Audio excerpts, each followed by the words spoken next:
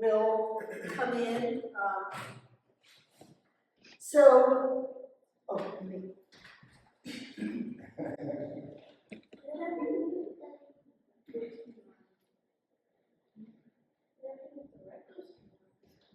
So let me start off by thanking our sponsors for making all of this possible. We are really community driven.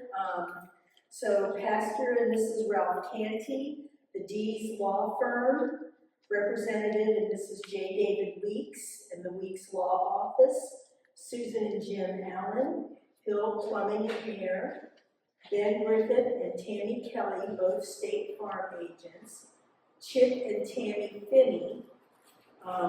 Chip is Nikki's brother. Okay. And Soror Fruki and Angela Burleson and Grayco, LLC. So let's give them a big hand for participating with us and supporting us in what we do. Kevin Cole, who is a friend now, Yes. intertwines history with more immediate and urgent suppression efforts. In addition to obstacles to voting amounting to impossibilities, the gerrymandering of legislative districts has in many cases diminished the voting power of African Americans in particular. Cole explores the ongoing struggle against disenfranchisement. Hey, I just texted you. Hello, everybody.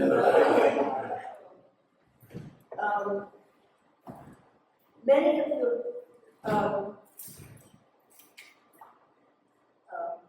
Cole explores the ongoing struggle against disenfranchisement and for the equal participation of African Americans in the diverse arena of contemporary politics, especially in the last 5 years. Cole recalls that when he was 18, his grandfather pointed to a tree on his property where African American men were lynched by their neckties on their way to vote. You know, voting in the Jim Crow era, people got dressed up to vote. The experience left a profound impression. Many of the works in Where Do We Go From Here, Gerrymandering and Voting, as well as in Kevin's other bodies of work, employ the necktie as a symbolic component. For the Ballot Box Series, Cole started researching poll taxes and registering to vote in the South.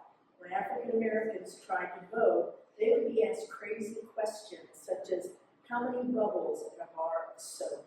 How many jelly beans in a jar? Cole asked friends to speak with their parents and grandparents about their experience trying to vote. Ms. Earnestine Bradley from Ocoee, Florida said, 3 days before Election Day, there would be cross burnings. The day before, there would be a noose along with a sign, it's best you not be hanging around here to vote.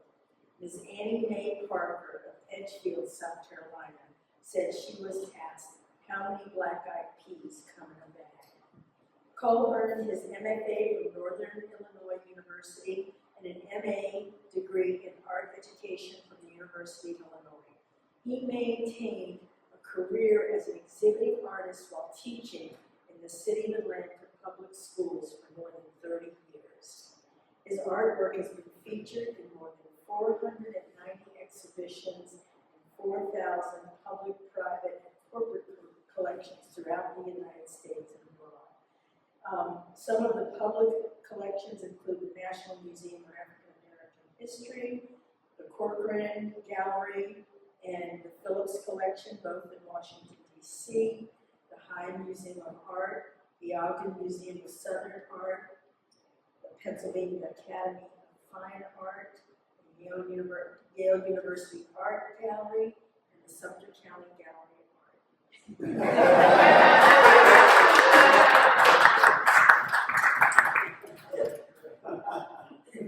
Kyle Coleman has decades of experience in art education and administration. He holds a doctorate in education and learning from Baylor University, while serving, and he earned this while serving as the fine arts manager at Artfields. He earned his MA in Arts Administration from Winthrop University and studied at USC, Alabama A&M, and Howard University before assuming the position at Artfields.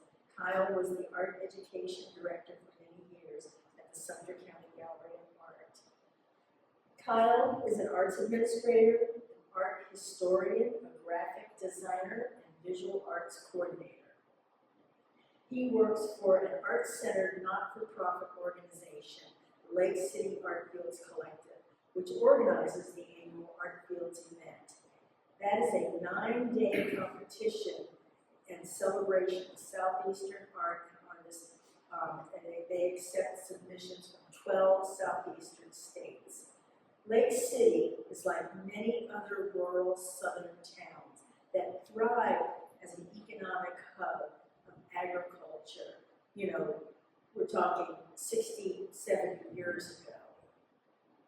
When those industries and jobs began to go away, so did the town's lifeblood.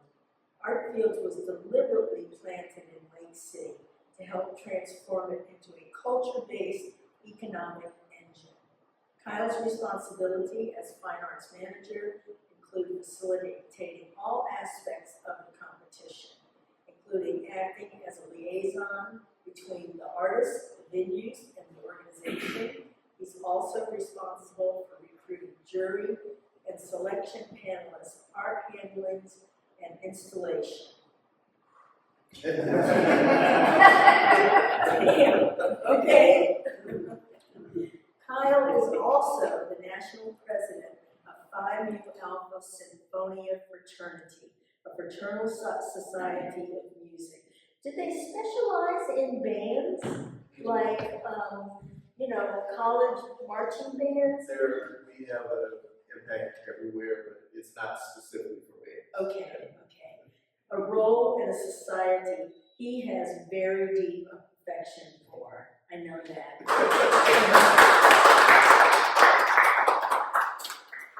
Good afternoon. How's my volume, Eric? Yeah, it works? Yeah. Okay.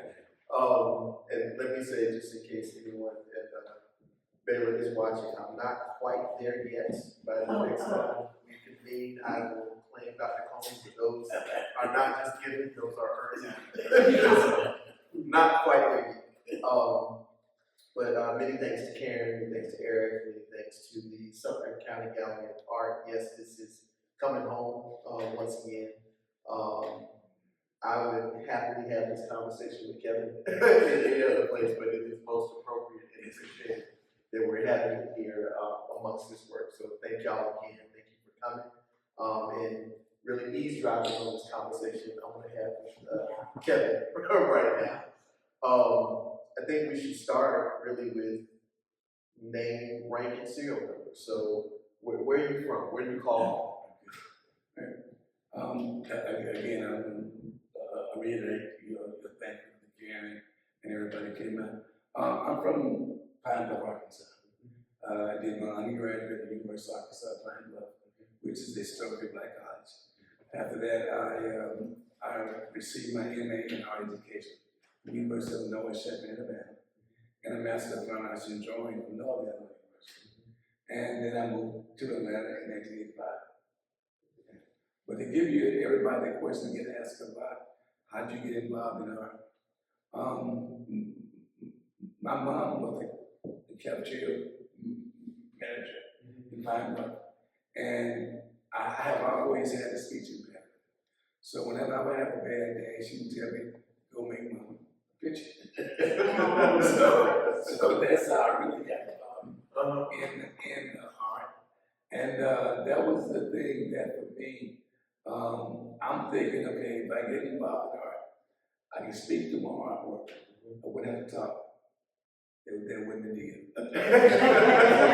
So at Arkansas Pine Bluff, they made me talk about the work.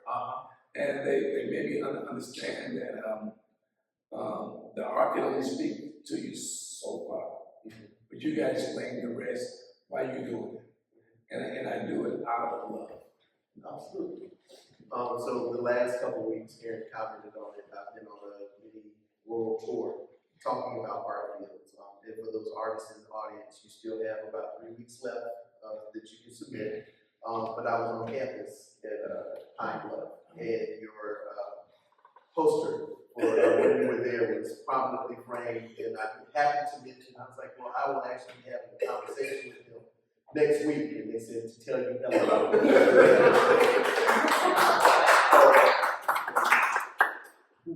This is a question that I like to ask artists. Do you think you really had a choice whether your career, your livelihood, your passion would be art or if it would be something else? I don't think I have a choice. I think I was called to be an artist and called to be an educator. And then I said humbly, my first year teaching, I was teacher of the year in my middle school. And I taught in the hallway when the school was not even finished. Then my second year, I was teacher of the year at another school. Then later on, Jordan named me secondary art educator of the year. Then I was national South Region art educator of the year. And so recently, I just got outstanding retired art educator of the year. And I can go on with the awards, and I said humbly, but I tell students and tell artists, you gotta look at what are you called to do. Two things I was called to do, I believe, was to teach and do art and communicating through my art. But it's art is a calling, and though I've been successfully on a monetary, thing, but I would do it if I didn't get paid for it. But thank God I get paid for it. and one thing I can take you to, for the 1996 Olympics, I said, you know what, I want to do a piece of Olympics. I had no idea. I'm with the McIntosh Gallery. They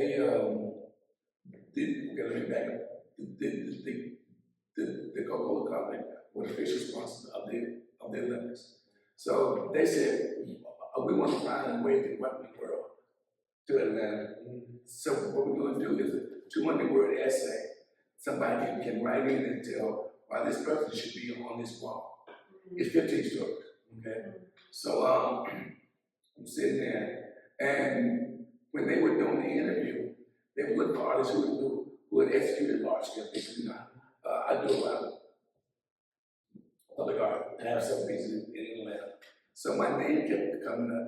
So they asked the McIntosh Gallery, can we speak with it? So when they told me it's 15 stories, I'm afraid to hide. I'm afraid to hide. So I met an artist, a billboard artist by the name of Rick McClung. And we did the interview, told him how many days it rained in Atlanta from 1994, how many days it snowed, how many days it was over 80 degrees, how many days it was under 40 degrees. Said there's no way you can have somebody hanging from a scaffold, painting this mural. Let me introduce you to a vinyl. It's a contact paper. It lasted from 7 to 10 years. And I found somebody who wouldn't stop. So I did a 15-story mural and never touched the wall. It ended up being almost $1 million project. It took me 2 years, 6 months, 17 days, 14 hours, and 32 minutes. I kept a diary. And what they did was they allowed me to hire my former students and 3 other artists to give them the recognition along the way. But I think that was the thing for me to understand how do you do something on a scale just like that. And I still get phone calls from all over the world about the process. Very good. Very good.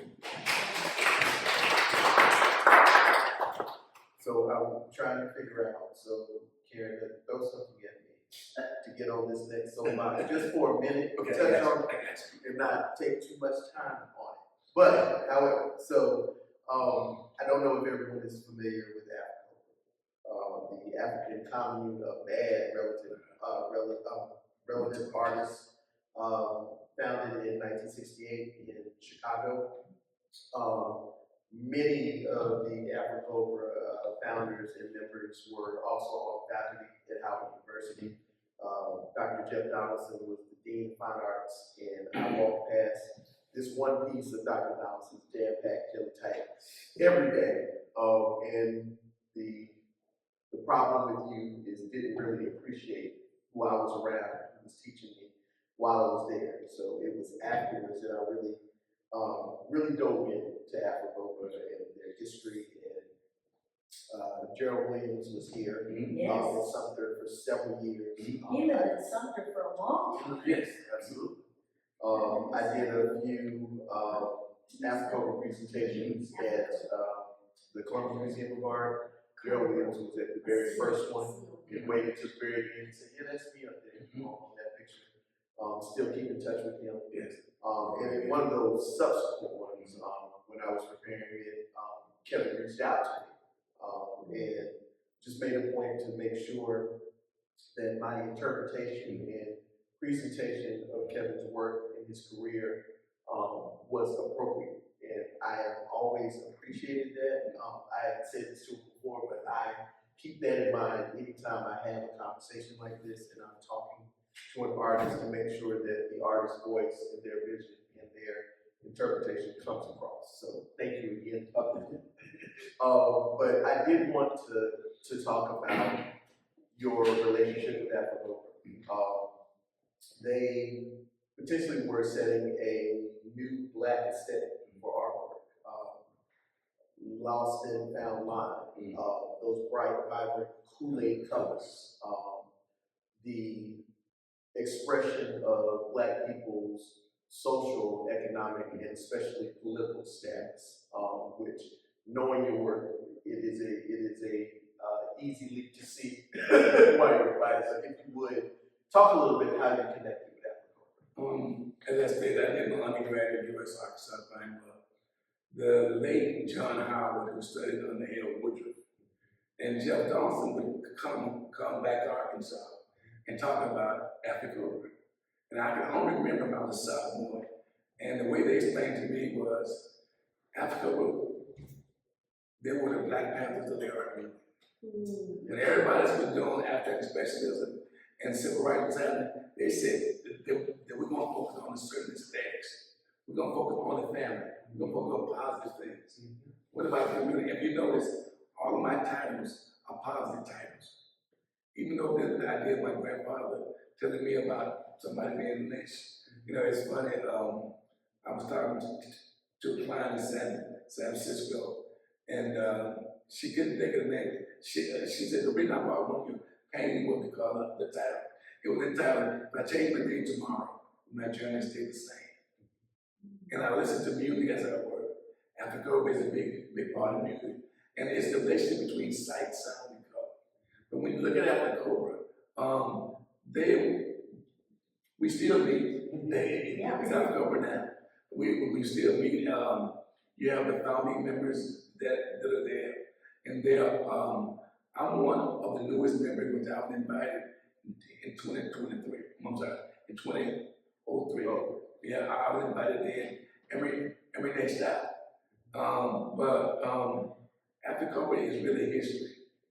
I mean, they were doing things that nobody else would do. And it's the longest collective of artists. We just celebrated 50-something years of being together. And that's rare of artists. Absolutely. And you know, everybody's still working. I think Walker Jarrell he's 94 years old. He's still working. And a lot of artists have been influenced by Afro-Cobra. That the Kool-Aid colors, the patterns and symbols that means certain things. Just a little bit of abstract here. Yes, no, that's great. So this body of work is specifically about gerrymandering. I think it's a word that has become part of our political conscious so much that oftentimes particularly, I will say at this point, the young folk might not necessarily know where that came from. So there was a governor of Massachusetts, Governor Jerry Elbridge, and in 1812, he basically manufactured a new map for state senatorial districts, and it was observed that that resulting map resembled a salamander. Right. So there was a political cartoonist who literally named it and drew the salamander and called it Jerry's Mander. And from that kind of comical at the point observation, it has become a pervasive action every year. So every 10 years, based on the United States Census, they redraw those political maps, and it can serve to either bolster a population or fracture a population in their voting power. It is pervasive, and some of the, even in South Carolina, that went up to Supreme Court, and they are keeping those maps in place for some reason. There are all kinds of creatures that we can see outside of salamanders now. So this work focuses on that gerrymandering process. What was the impetus, I guess, to focus on gerrymandering? I tell you, you should have been an attorney. You explained it exactly how it is. Well, it started with a lady by the name of Patty Walters in Washington, D.C. She's a collector. Her husband was named Ron Walters, who was a economist at Howard University. And I visited Pat. She was me with my wife. She bought a piece, and she gave me a book called "Freedom Is Not Enough." Reading the book, and I started to look at the idea of my own work, which I always to add that political part in it. And another author by the name of Carol Anderson, who's at Emory University. I read her book. And in Atlanta, they have what is called the Artist Project Grant. And it's a project where you apply for it, and they give you a certain amount of money. They give an art show, you do catalog and things like that. I had applied 6 times, and I know 7 ended up doing it. And so I got it. And in my studio, well, unfortunately, I have 3 studios on 4 acres of land. So I have one I do my aluminum pieces out of, one I do my wood pieces, and one we fabricate work in. But let me back a little bit. I started working on aluminum after September 11th. Every medium I use had to do with an event. I was supposed to be in New York on September 11th. I decided the day before, I'm not going. We had lined up some galleries, everybody and myself. Then all of a sudden, you look at people jumping on buildings, things of that nature. But a friend of mine by the name of Bill Stevens sent me a picture of a little boy holding a piece of aluminum and chart paper. So I started working on aluminum and chart paper, and I protested against September 11th. So I said, if I do these pieces that deal with gerrymandering, I want them to be on a hard surface. And they're necktie shapes and scarf shapes. Now, a lot of my work has to do with other issues too. I started working on the scarf shapes at a protest for women. I did a series in Iowa. Well, I was doing visiting artists at the Des Moines Arts Center. And I participated in a group of 11-year-olds. So I said, name me one major African American female who made major contribution to America. And one they could name Ocoee. So I had them to do research on Captain Dunn, Billie Holiday, Dorothy Dandridge, and I did a series called The Sisters Who Carried the Burden of Other Sisters. And I did these time capsules, the research papers, in the time capsule. So that's when I started incorporating the struggle of women, a lot of the scarf shapes. So when I was told that I got the fellowship, I'm like, what am I going to do? And at that time, we had another president, you know, and I started looking at that map, and I'm like, you know, what is gerrymandering? And what can make a difference? And when you look at it, legislation has changed. And then I started thinking, well, in each state, what did it happen? So first state I looked at was my state was Arkansas. And I saw how the map, it was wrong. Sometimes the black votes are suppressed. And you should have seen my friends when I would ask them for some dirt, they thought I had lost my mind. I said, just give me a box of, you know, a pint of dirt. I'll pay for it. And one of my good friends was in Michigan. I had to say, just send me the damn dirt. And I said, I want to put it wherever you see the dirt, it's where gerrymandering take place. And now this big piece behind me was the first piece I started. It's called All Time in Politics, the cover up. Underneath those ties and those scarf shapes are 4 counties in Georgia where gerrymandering is prevalent. Forsyth County, Florida County, Lumpy County, and Glenn County. And looking at the research and talking to people from those counties, I mean, I saw how that president won our votes. I marched in Forsyth County. That's one of the counties in Georgia where black people didn't kicked out. So. And not that long ago. No, it was 15 years now? Yes.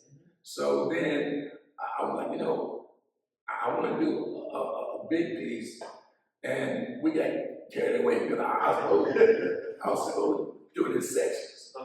And I'm like, no, I'm gonna put it all together, and it is a cover up. So it's pretty much me, each one, and then I got in touch with Raven Studios, which is a print making girl that owned, Dr. Girl. He said, man, you know, we can print some of these so that we got to handbook prints. Awesome. I think I can speak for everyone that if this indeed is symbolic, you get carried away. Thank you. Feel free to get carried away. Do you find, because we see the motif of the ties, of the scarves throughout, not only this body work, but a lot of the things you do, do you think there is maybe even a subconscious connection when people see the work and see those ties between everything that we mentioned about that heavy symbolism? I think they do once they see the title, and they actually read it. Oh wow, that's what this is about. And if you notice, most of the states, well, all our southern states, maybe, right, and the other are swing states, like Arizona, Pennsylvania, Wisconsin, Ohio. These are states, when you look at it, and which goes deeper into the electoral college. This is why Coleman, Harrison, Pennsylvania, Michigan, Wisconsin, and it's real complex about explaining why these states, because with the electoral college, it goes back to slavery, whereas black people was considered 3/5. So it's real deep. And doing my research, I was like, this is crazy. I will get on that. Yes. Go on. What? Okay. So. Yes, Yes. yeah, because, you know, with the electoral college, you know, we have, in essence, a minority rule government. Right. Yes. Because if you look at the last, I guess, 8 elections, 1 one party has won Yeah. the majority of the vote, but the number of presidencies have been Yes. almost split. Right. And this electoral college gives these states like Montana But yeah, equal power as a state like California. right. And obviously, you know, people who really believe in democracy, which should be all of us, should say there's something wrong with that. There's something wrong with that. And then that's why everybody keeps saying it needs to be eliminated. Right. Because it's dated. I mean, it really is, and it was just so complex and dawn because there were certain days that we would come in the studio, we would just read, and we would listen to different sermons. One of my favorite sermons was Dr. King, A Knock at Midnight, and Malcolm X, The Battle of the Bullet, you know, and with a lot of the young artists that working with me, like, you're gonna learn this. Why are we doing this? And the work goes a little bit beyond that. And so when you get a little bit beyond that, I'm asking my friends, I said, ask your parents and grandparents, what was some of your experiences in trying to vote? I mean, it was phenomenal what they were saying. Then I started doing research at the Legacy Museum in Montgomery. You gotta go. Yes. Yes. If you go, take a young person with you. There were people coming out of there crying, black and white people. Okay? And how do you tell somebody how many black eyed peas in the bag? And at that time, this was during COVID, a lot of people, and there was only one person would allow me to videotape her talking about it. This one guy would call me from a payphone. I ain't no payphones still exist. One of my friends said, cell phone, you call me. If you don't leave a message, I don't call you back. And I mean, that's what I said, And he said, my uncle be trying to cut that. And I finally talked to him. And he told me several stories, like, he was asked how many bullets come in the 5-pound box. He said one of his friends was asked, if I had 3 house N-words and 4 house N-words, how many would it take to kill all 7 of those? Then he told me stories about how some men, they would end up missing on their way to vote. And I can recall my grandfather telling me how black people, they would dress up to go and vote. And how they would take the necktie and wrap it around the rope. And these are people in the 80s and the 90s, I think. And then there was one lady, she's from Edgefield, South Carolina. She said she was asked to recite the Constitution. Now she let me videotape her, but all the rest of them said no. I said, well, you just talk about it, And it's ironic, I think most of them, a lot of them died during COVID. And then being from Arkansas, there was another gentleman I met, said he was asked, how much do a bale of cotton weigh? And a lot of people don't know that the old ballot boxes doesn't look like mailboxes, right? And a black man invented the mailbox. I was not aware of that until later. And then doing research, Dr. King did a sermon called Where We Go From Here in 1967. But just the research. And in Atlanta, it took them a while to review the show. They waited till the end. I don't know why, but they gave it a good review. Forbes magazine gave it a good review. And I was asked by a lot of why'd you do it? It had to be done. Right. I mean, to me, it just, I just said it just had to be done. Because I didn't plan it for this time. It's just ironic. I wanted to do it because we are living in some serious times right now. And people don't understand that democracy is at hand. Yes. I mean, it's really, and you go to some of the rallies, you just look and listen. And You gave voice to the people that refuse to either talk to you or be videotaped, and your ancestors. I mean, that's a, you know, they're here. oh yeah. I mean, and I always think about my grandfather. I remember I was telling somebody, I said, you know, Barack Obama, one of the presidents, I had my picture of my dad, my grandfather, pocket knife, I said a prayer, and I voted. And I always ask, what you gonna do this time? I'm working on it. I got 2 kids, Skylar and Mia. Skylar, he's 30. My daughter, she's 23. She working on a PhD in psychology. But just looking at it, this is for hopefully my grandkids. Right. And I explained to a friend of mine who happened to be well off. He likes fun. Said, but it's not about you. Right. It's about others.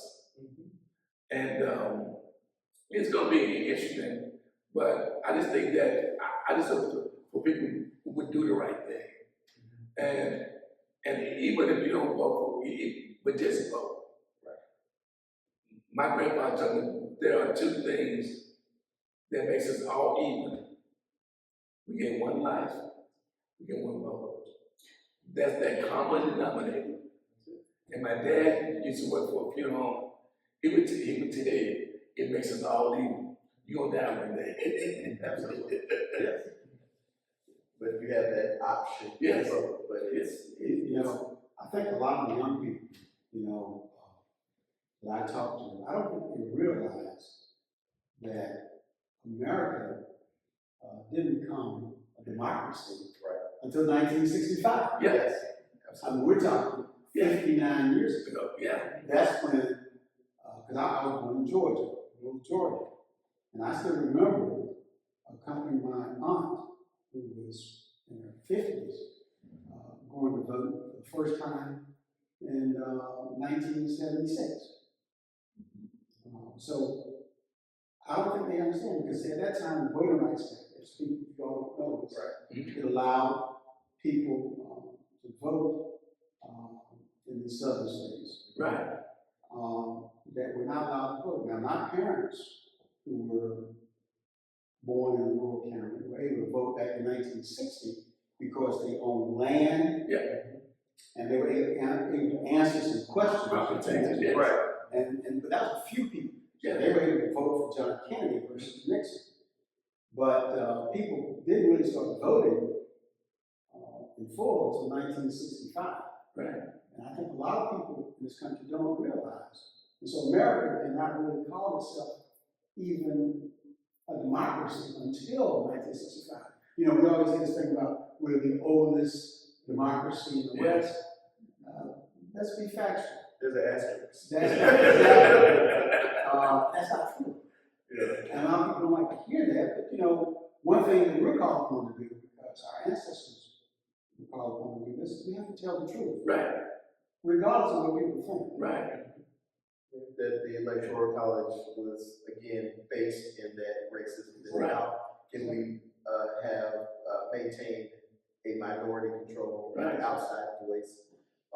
That gerrymandering is still, and also the history in this country of things that were legal versus what things are moral. Right. So, of course, slavery was legal here. Gerrymandering is still legal. It's a legal process. Yeah. That electoral college, I think, since the 30s, there might have been, and this isn't to be partisan, but just to speak the truth, there have been 2 Republican presidents elected that won that popular vote. Yeah. And even now in an electoral year where it is possible that Harris could will probably win the popular vote, but it could still not. Yes. And I think for the young folk, you know, Casey's the only one in this room, but then it is our purpose to really educate probably those 18-year-olds this year to understand the overall process and the history of this. And it's impossible to step off this soapbox in this work. In the All Eyes on Me series, what was your thinking in making the negative space form the body of the state versus the majority where the metal forms the shape? Well, in All Eyes on Me, the rapper Tupac, you know, I use the eyes on him. And you listen to the music, it was about the eyes being on him too, but then on him being a black man. And at the time, that's what I was looking at. But then I was looking at those pockets of space, you know, that negative space. What about the negative space? Who's in the negative space? Where are we where are the people in the negative space? But yet, the black votes are suppressed.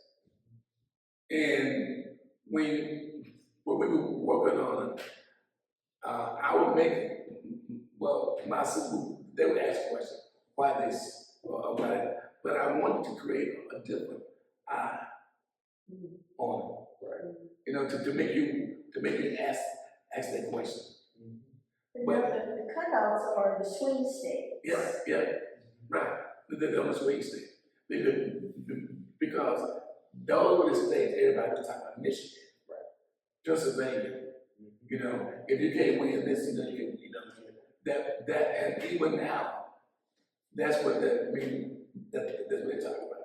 And I'm wondering, like, if she don't win Pennsylvania, then you in Michigan. And when you look at those states, okay, say for instance, Michigan, Detroit has, quote unquote, it was called a black hole, right? A city. And if Kamala did it, Trump was just there. yeah, the whole country would be, I'm like, wow. You know, so these are things that, for me, that was important. And I didn't know that he was going to say that. Right. But for him to say it. And then you live in Philadelphia. Yes. You know, that's what it was that, that's when you look at a major city when you talk about other democracy. You know, and then a friend of mine teased me, he said, how do you say? I said, well, I didn't think about those things. It's just that. You mentioned that where you apply the dirt from these states is specifically for those more gerrymandered counties. This is just out of curiosity. Talk a little bit about your technical process. How do you get the dirt to adhere to the metal and to stay in those specific spots where you got it? Now, in the past, I would have told you ancient black man secrets. Okay. But the dirt is designed to come off. It's designed to come off. Okay. I use a gel medium to attach it, and which brings me to another question. If you look at my work, I'm bending wood. The reason I'm known for, I'm bending wood. Every medium I use has to do with a particular event. When my grandfather talked about Africa being lynched, they were lynched on the tree. I just told you about the situation of aluminum. I also work on copper. And in my studio, with 9R3, I have a TV there. I listen to music as I work, and TV. Peter Jennings, who was one of my favorite ABC anchormen, was interviewing a lady, and she said there are over 1,011 remains. Let me tell you 10 minutes. 11. It would cost the government pennies to find out who these people are. I did several pieces called, several pieces on copper. Right. And she said, when Gabriel blew his horn, that's when my husband, he would rise again. So I started working on copy. And down in Series, in Tampa, Gables Homes, there were these vertical pieces that were hanging, which you may not see, but in my first catalog, they are there. And I still work on copy. But every medium, I mean, think about it. Copy is a penny. And they still have not found those remains. Well, like they to not identify. It would cost them pennies to find out who they are. Very good. And just because the question was asked before, what specifically did you use to do the etching into the metal? The Dremel tool. Dremel. What was it? Dremel tool. Dremel tool. And even in the wooden box as well. Perfect. Yeah. What's your approach to the style of the scarves and the neckties that are in the middle of the etching? Do you plan that, kind of how it will come out, or do you let? Mainly everything is planned. I work from sketches. Now, in like the Italian prints, when you put them on the plate, they got to be reversed. So that was the hardest thing to actually do. And with them inside, for instance, Georgia has a high population of LGBTQ, you know, and it's like for me, I don't care what you make my thing is, they are people too. So on some of the outline, when you would see those colors there. It may not be in these, but then the one entitled "Living Between the Black and White Lines" in Georgia, those are in color intelligent. Going back to those ballot boxes that you mentioned, those of us who are older who are aware of those stories of poll tax and the question, how have younger people received really, I guess, understanding what they symbolize? I think those have been the ones that they can relate to the most. Once they started going to, I mean, the Legacy Museum, we spent days there. I mean, a lot of the young people, they can relate to those things. And for my show at the museum, at the Museum of Contemporary Georgia, we had, because of course, you know, if you went to a voting precinct, there was always policemen there. So what they did was, at that particular one, there was a long line, and we explained to them that this was going to be a performance piece. So what the policeman did, he let all of the black people in first to show how we felt. And most people, they reacted to it, I mean, they don't bother with it. But then when some people got in, there were postcards on how many black eyed peas in the bag. There was one lady, bless her heart, she's an older brother, she said, I can't figure this shit out. and she didn't do it. So you know, I hugged and told it was a growing piece. And once I explained that, but see, she hadn't heard that either. So it was You still have to go around? no. but see, she didn't know about it either. The thing is, I tell people, it's amazing how we get together on a sports event, and we get together then. Then after that, Right. so when did we take Casey to Montgomery? Last year. Again, I suggest to everyone, if you have not been, to go. It is, it stays with you. It still stays with you. And I see kind of the similarity from having that native earth, that native dirt incorporated in those pieces. I guess how is that inspiration I get from Montgomery not only affected these pieces, but like affected the way you approach similar work going forward? That's a good question. The neckties always appeared in the first thing. And whether they're folded or whether they're in there abstractly and in there. And driving from, Atlanta to Montgomery, 2 hours. You have a lot to think about on your way back. And I encourage everybody to just go. Because there's a history for everybody. Not just me, everybody. And I posed a question to some of my friends, we got into conversation. I said, how many of y'all have a friend that's not your color?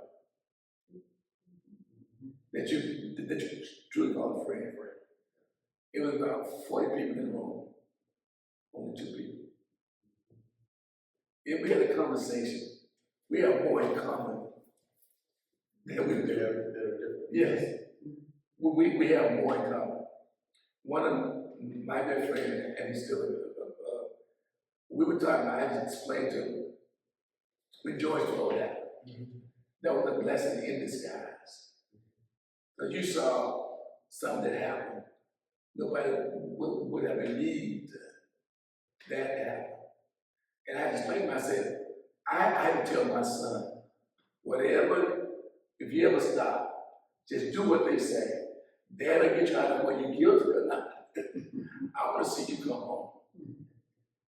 And he said to me, I never had to say it to my son. That was, so that's something, even with Trayvon Martin, in my retrospective, I have a piece, there's a letter, and George Zimmerman made the comment, they always get away. Trayvon Martin was 17 years old, and there's 17 letters in there, always get away. The piece is entitled, But Not Trayvon. And Tamir Rice was 12. 12, yeah. 12.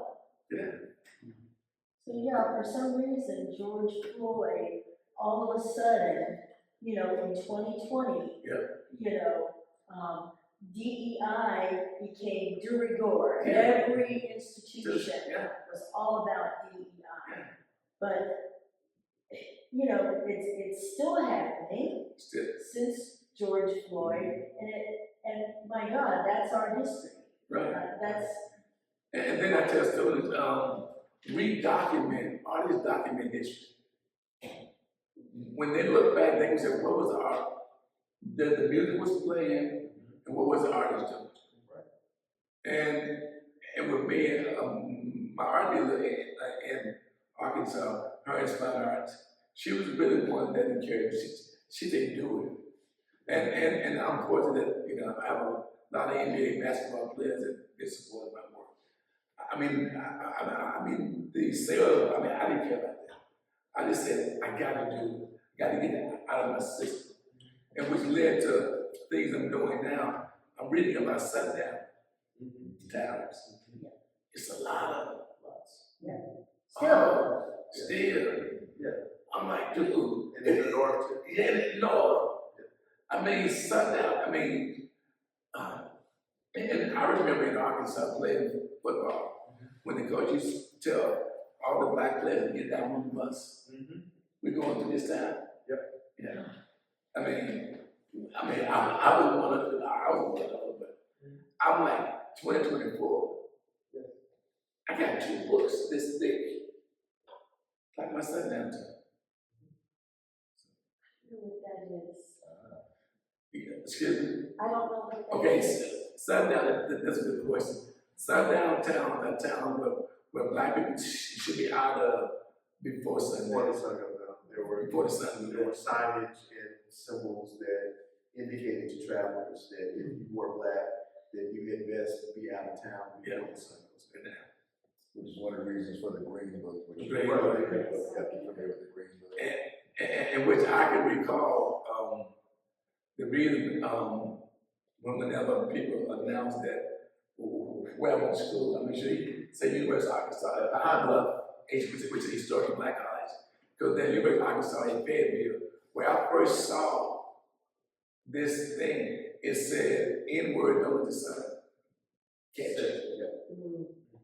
I mean, I saw that person because they were going to give me a scholarship. I was telling my dad, and then when the hell I'm doing You were talking about how certain events really affect your choice of medium, the metal and the aluminum from 9/11. With so much symbolism in the necktie, and there's a reason I wear a necktie. Do you ever see yourself going towards fabric? Yes. Okay. I would like to learn how to sew. You know, people see me tired all the time. And one of my former students made me a vest and necktie. But I thought about getting the old ties that they represented like the striped tie, doing a whole series of those, where they would be suspended from the ceiling. And I haven't quite figured out how I would have almost stiff. You know. Yeah, I mean, you see. I am too. So I figured I've stepped on many soapboxes and I kind of monopolized this time, but before I open it up for everyone to ask questions, what do you want people to most take from this body of work? Vote. Vote. Bottom line. Vote. Whether you, and I always say, vote your interests. I mean, vote things that are gonna, but then too, it's not just about you. Right. I mean, and when you understand, one of the quotes I used to have on my email was by the late Robert Wood that says, there's no limit to where a man can go, what he can do, if he doesn't mind, who gets the credit.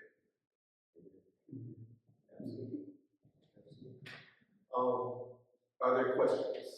Further questions? We've really done a good job, but yes. If you could give Kamala one piece of your art, Big question.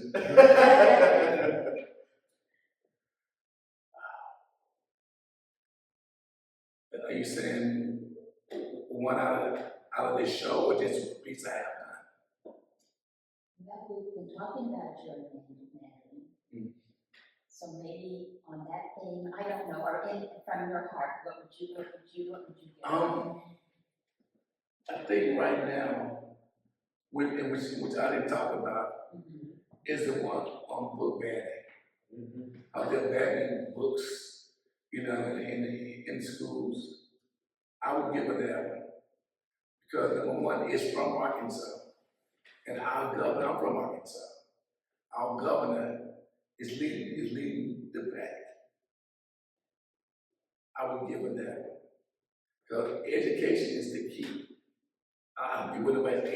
If we educate ourselves, I mean, education is the key for everybody. But I'm glad you said that, because that's recorded. And I'm a retired librarian. Oh, So wow, yeah. You have my heart. And have you ever, so you've been to the African American Museum in DC? Yes, I have a piece. Yes, I have a piece in there. And you have a piece. On the fourth floor. It was just such an honor. When you walk in, it was the first piece you see. And that's one of the few times that I almost cried seeing the piece. And there was a time of increased risk with emotional faith. It was about Hurricane Katrina, how people survived. And there's a boat paddle in there, these neckties and these various shapes on how I mapped the path of the storm. You wonder at that museum in DC, there is so much To in see. that museum. It cannot be done in one day. No. And I was with one of my daughters, and we just see it all. No, I mean, It's so It's so much, much. and you want, and Yes. when you're there, you want, when you're on that floor or that That exit, floor. you don't not want to see it. And you just keep taking the time, and then it's time to get the place closes on. Absolutely. That is my mom, Casey's Grammy, is also a retired librarian. Okay. I just have one question. Yes, ma'am. So, sorry about that. And what my question is that almost all of these borders are from the southwest, sorry. But why did you also add Wisconsin and Michigan? okay, that's a good question. Wisconsin and Michigan are swing states. They are up north, meaning that those were the states have a lot of electoral college votes, and they will really determine who get the presidency. That's And what the candidates are very close. right, Typically in swing states. right. In South Carolina, Trump is gonna run away with our state, all of our electoral college votes. No, it's not.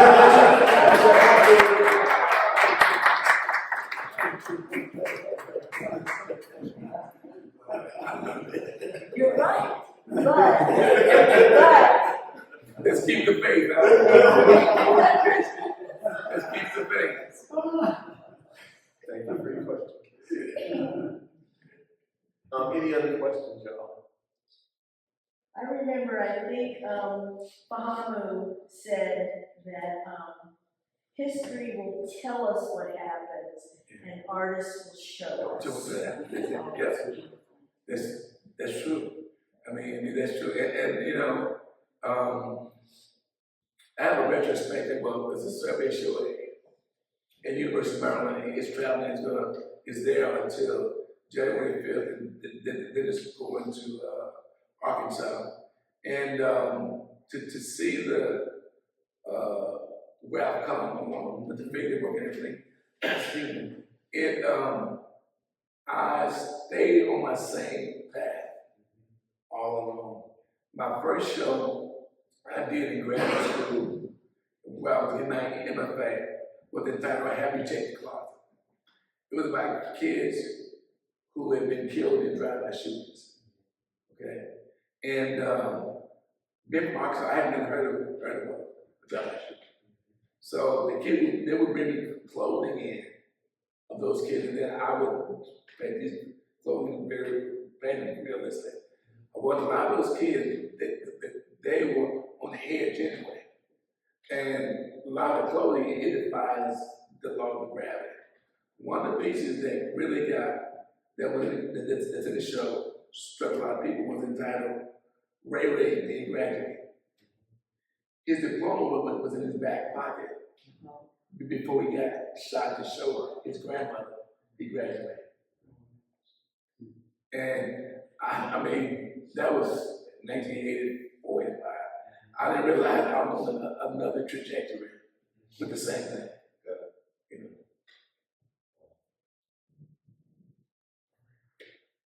Anything else? Yes. Two different colors in the particles of dirt, these things. Does it mean something? Well, yeah, exactly. The dirt came from those states, but then as I was etching into it, I used the aluminum too. Is the white stuff aluminum? Aluminum, yes. Oh. Yes, aluminum too. Yeah. Especially in Louisiana, because of the fact Louisiana had the lowest vote turnout. And it's still happening. I mean, it's very, very low. And then I was thinking about Hurricane Katrina as well. I had a lot of frat brothers who lived down there. And to go to the Ninth Ward, I mean, it was devastating.